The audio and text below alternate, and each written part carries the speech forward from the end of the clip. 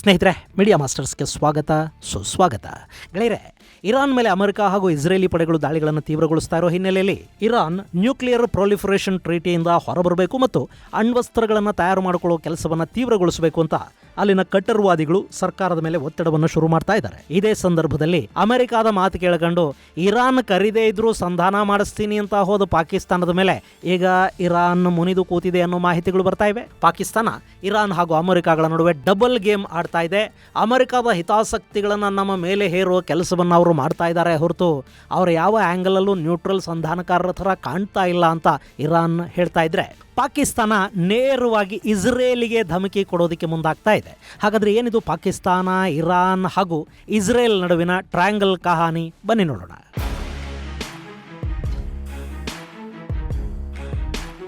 ಗೆಳೆಯರೆ, America Iran ಮೇಲಿನ ದಾಳಿಗಳಿಗೆ ಇನ್ನು 10 ದಿನಗಳ ಸಮಯಾವಕಾಶವನ್ನು ಕೊಡುವುದಾಗಿ ಹೇಳಿದೆ. ಹೀಗೆ ಟ್ರಂಪ್ ಹೇಳಿದ ಕೂಡಲೇ ಜಾಗತಿಕ ಷೇರು ಮಾರುಕಟ್ಟೆಯಲ್ಲಿ ಮಹಾಪತನ ಉಂಟಾಗಿದೆ. ಅದರಿಂದ ಯಾರ್ಯಾರು ಲಾಭ ಮಾಡಿಕೊಂಡ್ರೋ ಗೊತ್ತಿಲ್ಲ. ಆದರೆ ಇರಾನ್ ಮಾತ್ರ ನಾವು ಯಾರ ಜೊತೆಗೂ ಮಾತನಾಡೋದಿಲ್ಲ, ಆ ಬಗ್ಗೆ ಆಸಕ್ತಿ ಕೂಡ ನಮಗಿಲ್ಲ ಅಂತ ಪದೇ ಪದೇ ಹೇಳ್ತಾ ಇದೆ. ಹಿಂಗೆ ಅವರು ಎಷ್ಟು ಸರಿ ಹೇಳಿದ್ರು ಟ್ರಂಪ್ ಇರಾನ್ ಮಾತುಕತೆಗೆ ಒಪ್ಪಿದೆ ಅಂತ ಹೇಳೋದನ್ನು ನಿಲ್ಲಿಸಿಲ್ಲ. ಹಾಗೆ ಮೊದಲ 5 ದಿನಗಳ ಕಾಲಾವಕಾಶ ಕೊಟ್ಟಿದ್ದ ಟ್ರಂಪ್ ಈಗ ಅದನ್ನು 10 ದಿನಗಳಿಗೆ ಎಕ್ಸ್ಟೆಂಡ್ ಮಾಡಿದ್ದಾರೆ. ಅವರು ಸಂಧಾನಕ್ಕೆ ಸಿದ್ಧ ಇದ್ದಾರೆ. ಅಲ್ಲಿ ಒಳಗೆ ಮಾತುಕತೆಗಳನ್ನು ಮಾಡಿ ಭಿನ್ನಾಭಿಪ್ರಾಯಗಳನ್ನು ಸರಿಪಡಿಸ್ಕೋಬೇಕಲ್ಲ. ಹಿಂಗಾಗಿ ನಮಗೆ 7 ದಿನ ಹೆಚ್ಚುವರಿ ಕಾಲಾವಕಾಶ ಬೇಕು ಅಂತ ಅವರು ಕೇಳಿದ್ರು. ನಾನೇ 7 ದಿನ ಎಲ್ಲ ಬೇಡ, 10 ದಿನ ತಗೊಳ್ಳಿ, ಆದರೆ ಸಂಧಾನಕ್ಕೆ ಸಿದ್ಧ ಆಗಿ ಬಂದು ಬಿಡಿ, ಬೇಗ ಯುದ್ಧ ನಿಲ್ಲಿಸೋಣ ಅಂತ ಅವರಿಗೆ ಹೇಳಿದ್ದೀನಿ ಅನ್ನೋ ಮಾತುಗಳನ್ನು ಟ್ರಂಪ್ ಹೇಳ್ತಾ ಇದ್ದಾರೆ. ಅರೆ, ನಮಗೆ ಸಂಧಾನ ಟ್ರಂಪ್ ಜೊತೆ ಬೇಕಿಲ್ಲ ರೀ. ಬೇಕಿದ್ರೆ ನೋಡಿ, ನಾವು ಅಮೆರಿಕದ ಯುದ್ಧ ಹಡಗುಗಳ ಮೇಲೆ ಕೂಡ ಮಿಸೈಲ್ ಅನ್ನು ಹಾರಿಸ್ತಾ ಇದ್ದೀವಿ ಅಂತ ಇರಾನ್ ಅಲ್ಲಿ ಏನೇ ಹೇಳಿದ್ರು ಪಶ್ಚಿಮದ ಮಾಧ್ಯಮಗಳು ಮಾತ್ರ ಸಂಧಾನದ ಬಗ್ಗೆನೇ ಬರಿತಾ ಇವೆ. ಅಬ್ರಹಾಂ ಲಿಂಕನ್ ಮೇಲೆ ಮಿಸೈಲ್ ಹಾರಿಸಿದ್ರು, ಎರ್ಬಿಲ್ ನೆಲೆಯನ್ನ ಟಾರ್ಗೆಟ್ ಮಾಡ್ಕೊಂಡ್ರು, ಕುವೈತ್, ಕತಾರ್ಗಳಲ್ಲಿನ ಅಮೆರಿಕ ನೆಲೆಗಳನ್ನ ಟಾರ್ಗೆಟ್ ಮಾಡ್ಕೊಂಡು ಮಿಸೈಲ್ಗಳನ್ನ ಹಾಕಿದ್ರು, ಏನೇ ಮಾಡಿದ್ರು ಟ್ರಂಪ್ ಅಂತೂ ಮಾತಾಡ್ತಲೇ ಇದ್ದಾರೆ. ಈ ಯುದ್ಧವನ್ನು ನಾವು ಗೆದ್ವಿ ಅಂತ ಅವರು ಹೇಳ್ಕೊಳ್ತಲೇ ಇದ್ದಾರೆ.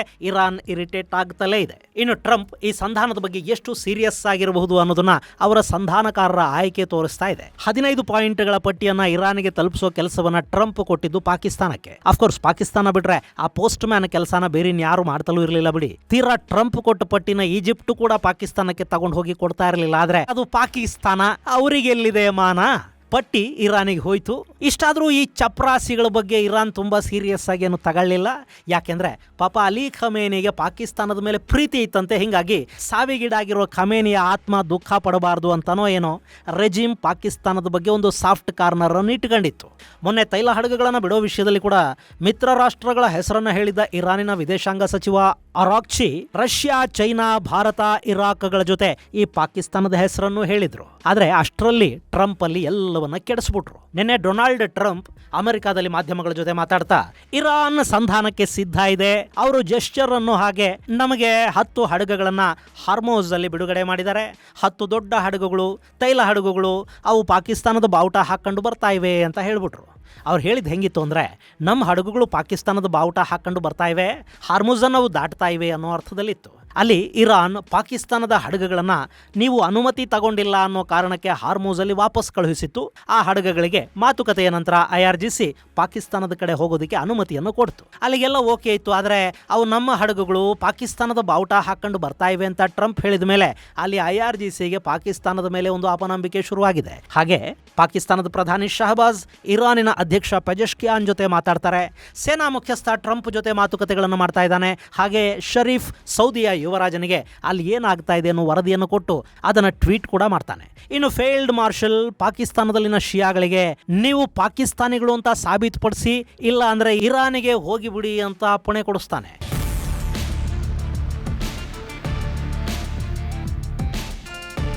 ಗೆಳೆಯರೆ, ಇರಾನ್ ಯುದ್ಧಗ್ರಸ್ತ ಆದ ನಂತರ ಭಾರತದ ಕಾಶ್ಮೀರದಲ್ಲಿನ ಶಿಯಾಗಳು ಹಾಗೆ ಇನ್ನಿತರ ಭಾಗಗಳಲ್ಲಿನ ಕೆಲ ಶಿಯಾ ಮುಸ್ಲಿಮರು ಇರಾನಿಗಾಗಿ ಹಣ ಸಂಗ್ರಹ ಮಾಡಿದ್ದಾರೆ. 1 ಕೋಟಿ ಹಣವನ್ನು ಅವರು ಇರಾನ್ಗೆ ಕೊಡ್ತಲೂ ಇದ್ದಾರೆ. ಆದರೆ ಭಾರತ ಸರ್ಕಾರ ಎಲ್ಲೂ ಕೂಡ ನೀವು ಅದನ್ನು ಕೊಡಬಾರ್ದು ಅಂತ ಹೇಳೋದಿಕ್ಕೆ ಹೋಗಿಲ್ಲ.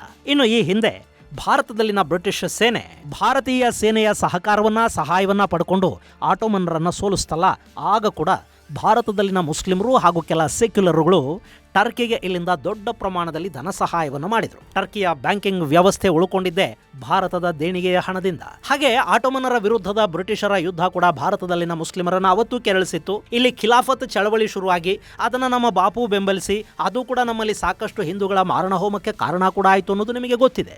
ಇನ್ನು ಟರ್ಕಿ ಭಾರತದ ಮುಸ್ಲಿಮರ ಹಣ ಪಡ್ಕೊಳ್ತು, ಅದರ ಮೂಲಕ ತನ್ನ ಆರ್ಥಿಕತೆಯನ್ನು ಸುಧಾರಿಸ್ಕೊಳ್ತು. ಆ ನಂತರ ಅವರಿಗೆ ಪಾಕಿಸ್ತಾನದ ಮೇಲೆ ಪ್ರೀತಿ ಹೆಚ್ಚಾಯಿತು, ಭಾರತದ ಮೇಲಲ್ಲ. Blood is thicker than water.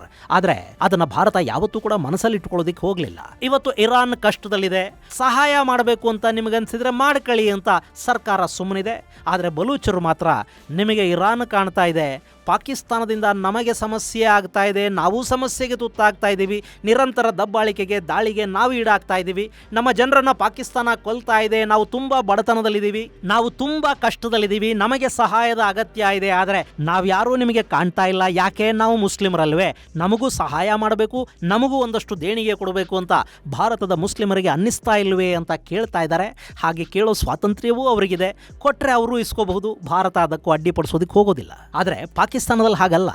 ಅಲ್ಲಿ ಇರಾನ್ ಮೇಲೆ ಪ್ರೀತಿ ಇದ್ದರೆ ನೀವು ಅಲ್ಲಿಗೆ ಹೋಗಿ ಅಂತ ಅಲ್ಲಿನ ಮುಲ್ಲಾ ಜನರಲ್ ಶಿಯಾಗಳಿಗೆ ಹೇಳ್ತಾನೆ. ಆದರೂ ಅಲಿ ಖಮೇನಿಗೆ ಪಾಕಿಸ್ತಾನ ಅಂದರೆ ಪ್ರೀತಿ ಇತ್ತು ಅಂತ ಮುಸ್ತಬಾನ ಲಿಖಿತ ಹೇಳಿಕೆಯನ್ನು ಓದುವಾಗ ಅಲ್ಲಿನ ಟಿವಿ ವಾರ್ತಾವಾಚಕರು ಹೇಳ್ತಾರೆ. ಅಷ್ಟು ಇರಾನ್ ಪಾಕಿಸ್ತಾನದ ಮೇಲೆ ಪ್ರೀತಿ ಇಟ್ಕೊಂಡಿದ್ರೂ ಕೂಡ ಕಡೆಗೂ ಪಾಕಿಗಳು ಅಸಲಿ ಬುದ್ಧಿ ತೋರಿಸ್ಬಿಟ್ರು ಅಂತ ಈಗ ಇರಾನ್ ಸಿಟ್ಟು ಮಾಡ್ಕೊಳ್ತಾ ಇದೆ. ಇಲ್ಲಿ ಮಿತ್ರ ದೇಶ ಅಂತ ಪಾಕಿಸ್ತಾನದ ಹಡಗುಗಳಿಗೆ ಹಾರ್ಮೂಜಲ್ಲಿ ಸಂಚರಿಸೋದಕ್ಕೆ ಅವಕಾಶವನ್ನು ಕೊಟ್ರೆ ಅಲ್ಲಿ ಅವರು ಕೂಡ ಅಮೆರಿಕಾದ ಪ್ರಾಕ್ಸಿ ಮಾಡೋ ಥರದ ಕೆಲಸವನ್ನ ಮಾಡ್ತಾ ಇದ್ದಾರೆ ಅನ್ನೋದು ಇರಾನಿನ ಅಸಮಾಧಾನಕ್ಕೆ ಕಾರಣವಾಗ್ತಾ ಇರೋ ಅಂಶ ಅಂತ ಬೇಹುಗಾರಿಕಾ ಮಾಹಿತಿಗಳನ್ನು ಉಲ್ಲೇಖಿಸಿ ನೆಟ್ವರ್ಕ್ 18 ವರದಿಯನ್ನು ಮಾಡಿದೆ. ಹಾರ್ಮೂಜಲ್ಲಿ ನಮ್ಮ ಶತ್ರುಗಳ ತೈಲ ಹಡಗುಗಳಿಗೆ ನಾವು ಅವಕಾಶವನ್ನು ಕೊಡೋದಿಲ್ಲ ಅಂತ ಇರಾನ್ ಘೋಷಣೆ ಮಾಡಿದ ನಂತರ ಮಿತ್ರರು ಅಂದುಕೊಂಡವರೇ ಶತ್ರುಗಳ ಹಡಗುಗಳನ್ನ ತಮ್ಮ ಬಾವುಟಗಳಾಡಿ ತಗೊಂಡು ಹೋಗ್ತಾ ಇದ್ದಾರೆ ಅನ್ನೋದು ಗೊತ್ತಾದ್ರೆ ಅಸಮಾಧಾನ ಆಗದೇ ಇರುತ್ತೆಯೇ? ಗೆಳೆಯರೆ, ಸಂಧಾನಕಾರನ ಪಾತ್ರ ವಹಿಸಿದ ವ್ಯಕ್ತಿ ಅಥವಾ ದೇಶ ಯಾವಾಗಲೂ ಕೂಡ ತುಂಬ ತಟಸ್ಥವಾಗಿರಬೇಕು ಅಂತ ಎರಡೂ ಕಡೆಯವರು ಬಯಸ್ತಾರೆ. ತಟಸ್ಥವಾಗಿರೋದಕ್ಕೆ ಸಾಧ್ಯವಾಗದವನು ಸಂಧಾನಕಾರ ಆಗಲಾರ, ಜೋಕರ್ ಅಥವಾ ಪೋಸ್ಟ್ಮನ್ ಆಗಬಲ್ಲ, ಪಾಕಿಸ್ತಾನದ ಥರ. ಅಲ್ಲಿ ನೋಡಿ, ಶಹಬಾಜ್ ಶರೀಫ್ ಇರಾನ್ ಜೊತೆ ಮಾತಾಡಿದರೆ ಸೇನಾಧಿಕಾರಿ ಅಮೆರಿಕ ಜೊತೆ ಮಾತಾಡ್ತಾನೆ. ಪ್ರಧಾನಿಯ ಮಾತಿಗಲ್ಲಿ ಎಷ್ಟು ಕಿಮ್ಮತ್ತಿದೆ ಅನ್ನೋದು ಗೊತ್ತಿರೋ ವಿಷಯನೇ. ಪಾಕಿಸ್ತಾನದಲ್ಲಿ ಸೇನೆ ಮತ್ತು ಸೇನಾಧಿಕಾರಿನೇ ಯಾವತ್ತಿಗೂ ಸ್ಟ್ರಾಂಗು. ಅವನು ಸೌದಿ ಹಾಗೂ ಅಮೆರಿಕಾಗಳ ಜೊತೆ ಅಂದರೆ ಇರಾನಿನ ಶತ್ರುಗಳ ಜೊತೆ ನಿಂತಿದ್ದಾನೆ. ಹಾಗೆ ಇಸ್ರೇಲಿನ ಜೊತೆ ಡೀಲ್ ಮಾಡ್ಕೊಂಡು ಗಾಜಾಗೆ ಸೇನೆಯನ್ನ ಹಮಾಸ್ ವಿರುದ್ಧ ಕಳುಹಿಸೋದಕ್ಕೆ ಕೂಡ ಸಿದ್ಧ ಆಗಿದ್ದವನು ಈ ಪಾಕಿಸ್ತಾನದ ಸೇನಾಧಿಕಾರಿ. ಹೀಗಿರುವಾಗ ಅಲ್ಲಿ ಇರಾನಿನ ಹಿತಾಸಕ್ತಿಗಳನ್ನು ಕಾಪಾಡೋದು ಬಿಡಿ, ಅಟ್ಲೀಸ್ಟ್ ನ್ಯೂಟ್ರಲ್ ಆಗಿ ಕೂಡ ಪಾಕಿಸ್ತಾನ ಇರೋದಕ್ಕೆ ಸಾಧ್ಯ ಆಗೋದಿಲ್ಲ ಅನ್ನೋದು ಇರಾನ್ಗೆ ಅರ್ಥ ಆಗ್ತಾ ಇರೋ ವಿಷಯ. ಇದರ ಜೊತೆ ಅಮೆರಿಕದ ಯುದ್ಧ ವಿಮಾನಗಳಿಗೆ ಇರಾನ್ ವಿರುದ್ಧದ ಕಾರ್ಯಾಚರಣೆಯಲ್ಲಿ ಪಾಕಿಸ್ತಾನ ತನ್ನ ವಾಯುಪ್ರದೇಶ ಮತ್ತು ವಾಯುನೆಲೆಗಳನ್ನು ಬಿಟ್ಟುಕೊಟ್ಟಿದೆ. ಇದು ಕೂಡ ಇರಾನ್ಗೆ ಗೊತ್ತಿದೆ. ಈ ಬಗ್ಗೆ ಇರಾನಿನ IRGC ಅಧಿಕಾರಿಗಳು ಪಾಕಿಸ್ತಾನಕ್ಕೆ ಈ ಹಿಂದೆನೇ ವಾರ್ನ್ ಕೂಡ ಮಾಡಿದ್ದಾರೆ. ಹಾಗೆ ಇಸ್ಲಾಮಾಬಾದ್ಗೆ ಇರಾನಿನ ಕಡುವೈರಿ ಸೌದಿ ಅರೇಬಿಯಾ ಜೊತೆ ಇರೋ ಸಂಬಂಧಗಳು, ಬಾಂಡುಗಳು, ಇಸ್ಲಾಮಿಕ್ ನ್ಯಾಟೋ ಥರದ ಒಪ್ಪಂದಗಳ ಬಗ್ಗೆ ಕೂಡ ಇರಾನಿಗೆ ಗೊತ್ತಿದೆ. ಹೀಗಾಗಿನೇ ಇರಾನ್ ಪಾಕಿಸ್ತಾನವನ್ನು ನಂಬುತ್ತಲೂ ಇಲ್ಲ, ಅವರನ್ನು ದ್ರೋಹಿಗಳು ಅಂತ ಕೂಡ ಕರೀತಾ ಇದೆ. ತಟಸ್ಥರಲ್ಲದ ಸಂಧಾನಕಾರರ ಮೂಲಕ ನಡೀತಿರೋ ಸಂಧಾನ ಪ್ರಕ್ರಿಯೆ ಮುಂದುವರಿಬೇಕು ಅಂದರೆ ಪಾಕಿಸ್ತಾನ ಇರಾನಿಗೆ ತನ್ನ ಮೇಲೆ ನಂಬಿಕೆ ಮತ್ತೆ ಕುದುರೋ ಥರ ಮಾಡಬೇಕು. ಆದರೆ ಅದನ್ನು ಪಾಕಿಗಳೇ ಮಾಡೋದಿನ್ನು ಕಷ್ಟ ಆಗುತ್ತೆ. ಟರ್ಕಿ ಮತ್ತು ಈಜಿಪ್ಟ್ ಇಲ್ಲಿ ಪಾಕ್ನ ನೆರವಿಗೆ ಬರಬೇಕಾಗತ್ತೆ. ಆದರೂ ಅಲ್ಲಿ ಸಂಧಾನ ಯಶಸ್ವಿ ಆಗಲಿ ಅಂತ ಸೌದಿ ಮತ್ತು ಇಸ್ರೇಲ್ ಅಂದುಕೊಳ್ಳದೆ ಇದ್ದರೆ ಅಲ್ಲಿ ಯಾರು ಯಾರನ್ನ ನಂಬಿ, ಯಾರು ಮಾತನಾಡಿ, ಯಾರು ಏನು ಮಾಡಿ ಏನು ಉಪಯೋಗ ಆಗುತ್ತೆ? ಸೌದಿ ಅರೇಬಿಯಾ ಇರಾನ್ ಮೇಲಿನ ದಾಳಿಗಳನ್ನು ಮತ್ತಷ್ಟು ತೀವ್ರಗೊಳಿಸೋದಕ್ಕೆ ಅಮೆರಿಕ ಮೇಲೆ ಒತ್ತಡವನ್ನು ಹೇರ್ತಾ ಇದೆ. ಇರಾನ್ ಸೌದಿಯ ರಾಜಧಾನಿ ರಿಯಾದ್ ಅನ್ನು ಗುರಿಯಾಗಿಸಿಕೊಂಡು ಕೂಡ ಒಂದಷ್ಟು ಮಿಸೈಲ್ ದಾಳಿಗಳನ್ನು ಮಾಡಿದೆ. 7 ಮಿಸೈಲ್ಗಳನ್ನು ನಾವು ನ್ಯೂಟ್ರಲೈಸ್ ಮಾಡಿದ್ದೀವಿ ಅಂತ ಸೌದಿಯ ಏರ್ ಡಿಫೆನ್ಸ್ ಹೇಳ್ಕೊಂಡಿದೆ. ಹಾಗೆ ಇರಾನ್ ನಿರಂತರವಾಗಿ ಮಾಡ್ತಾ ಇರೋ ಡ್ರೋನ್ ದಾಳಿಗಳನ್ನು ತಡೆಯೋದಕ್ಕೆ ಸೌದಿ ಅರೇಬಿಯಾದ ಯುವರಾಜ MBS ಯುಕ್ರೇನ್ನ ಅಧ್ಯಕ್ಷ ಝೆಲೆನ್ಸ್ಕಿ ಜೊತೆ ಮಾತುಕತೆಗಳನ್ನು ಮಾಡಿದ್ದಾರೆ. ಅಲ್ಲೊಂದು ಒಪ್ಪಂದಕ್ಕೆ ಸಹಿ ಕೂಡ ಬಿದ್ದಿದೆ. ಸೌದಿ ಅರೇಬಿಯಾಗೆ 220ಕ್ಕೂ ಹೆಚ್ಚು ಡ್ರೋನ್ ಎಕ್ಸ್ಪರ್ಟ್ಸ್ ಅನ್ನ ಈಗಾಗಲೇ ಯುಕ್ರೇನ್ ನೇಮಕ ಮಾಡಿದೆ. ಹಾಗೆ ಅವರಿಗೆ ಬೇಕಾದ ಡ್ರೋನ್ ಇಂಟರ್ಸೆಪ್ಟರ್ಗಳನ್ನ ಅತಿ ಹೆಚ್ಚಿನ ಸಂಖ್ಯೆಯಲ್ಲಿ ಸರಬರಾಜು ಮಾಡೋದಕ್ಕೆ ಕೂಡ ನಾವು ಸಿದ್ಧ ಇದ್ದೀವಿ ಅಂತ ಹೇಳಿರೋ ಝೆಲೆನ್ಸ್ಕಿ, ಸ್ವಲ್ಪ ನಮಗೆ ಹಣಕಾಸಿನ ನೆರವು ಸಿಕ್ಕಿಬಿಟ್ರೆ ನಾವು ಪ್ರತಿನಿತ್ಯ 2000ಕ್ಕೂ ಹೆಚ್ಚು ಇಂಟರ್ಸೆಪ್ಟರ್ಗಳನ್ನ ಸಿದ್ಧ ಮಾಡಿಕೊಡ್ತೀವಿ ಅನ್ನೋ ಮಾತುಗಳನ್ನು ಹೇಳಿದ್ದಾರೆ. ಈ ಯುದ್ಧ ನೋಡಿ ಯಾರ್ಯಾರ ಅದೃಷ್ಟವನ್ನು ಹೇಗೆ ಬದಲಾಯಿಸ್ತಾ ಇದೆ.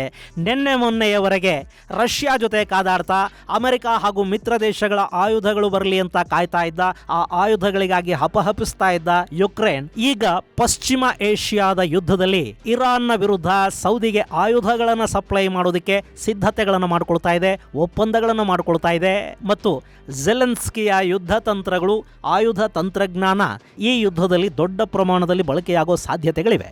ಇಲ್ಲಿ ಹೇಗೆ ರಷ್ಯಾ ಇರಾನಿಗೆ ಡ್ರೋನ್ಗಳನ್ನು ಹಾಗೂ ಸ್ಯಾಟಲೈಟ್ ಇಂಟೆಲಿಜೆನ್ಸನ್ನು ಒದಗಿಸಿಕೊಡ್ತಾ ಇದೆಯೋ, ಹಾಗೆ ಯುಕ್ರೇನ್ಗೆ ಸ್ಯಾಟಲೈಟ್ ಇಂಟೆಲಿಜೆನ್ಸನ್ನು ಅಮೆರಿಕ ಹಾಗೂ ಯುರೋಪಿಯನ್ ದೇಶಗಳು ಕೊಡ್ತಾ ಇದ್ದರೆ, ಯುಕ್ರೇನ್ ತನ್ನ ಆಯುಧಗಳನ್ನು, ಅತ್ಯಂತ ಕಡಿಮೆ ವೆಚ್ಚದ ಆಯುಧ ತಂತ್ರಜ್ಞಾನವನ್ನು ಪಶ್ಚಿಮ ಏಷ್ಯಾದ ಯುದ್ಧಕ್ಕೆ ಕೊಡ್ತಾ ಇದೆ. ಅಲ್ಲಿಗೆ ರಷ್ಯಾ, ಯುಕ್ರೇನ್ ಹಾಗೂ ಇರಾನ್, ಇಸ್ರೇಲ್ ಯುದ್ಧಗಳ ನಡುವೆ ಒಂದಕ್ಕೊಂದು ಸಂಬಂಧ, ನಂಟು ಕೂಡ ಬೆಳೆಯೋದಕ್ಕೆ ಶುರುವಾಗಿದೆ. ಇದು ಎಲ್ಲಿಗೆ ಹೋಗಿ ಮುಟ್ಟುತ್ತೆ ಅನ್ನೋದನ್ನು ಮಾತ್ರ ನಾವು ಕಾದು ನೋಡಬೇಕು. ಇದು ಗೆಳೆಯರೆ ಪಶ್ಚಿಮ ಏಷ್ಯಾದ ಸಂಘರ್ಷಕ್ಕೆ ಸಂಬಂಧಪಟ್ಟ ಒಂದಷ್ಟು ಅಪ್ಡೇಟ್ಸ್. ಮುಂದಿನ ಸಂಚಿಕೆಯಲ್ಲಿ ಮತ್ತಷ್ಟು ವಿಶೇಷಗಳ ಜೊತೆ ಮತ್ತೆ ಭೇಟಿಯಾಗೋಣ. ಅಲ್ಲಿವರೆಗೆ ಜೈ ಹಿಂದ್, ಜೈ ಕರ್ನಾಟಕ.